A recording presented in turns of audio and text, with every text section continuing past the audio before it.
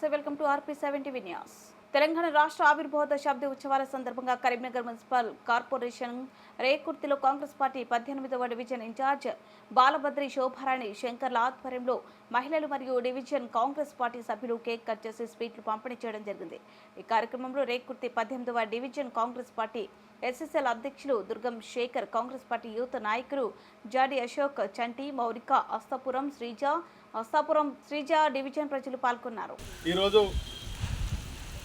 తెలంగాణ ఆవిర్భావ దినోత్సవం సందర్భంగా 10 సంవత్సరాలు పూర్తి చేసుకొని 11వ సంవత్సరంలో అడుగు పెడుతున్నటువంటి తెలంగాణ ప్రత్యేక రాష్ట్ర ఏర్పాటు సందర్భంగా రేకుర్తి 18వ డివిజన్ మహిళలు మరియు యూత్ సభ్యుల ఆధ్వర్యంలో కేక్ కట్ చేసి గౌరవ తెలంగాణ ప్రదాత సోనియా గాంధీ గారికి కృతజ్ఞత అభినందనలతో అందరం వారికి శుభాకాంక్షలు తెలుపుతూ ధన్యవాదాలు తెలియజేస్తున్నాం.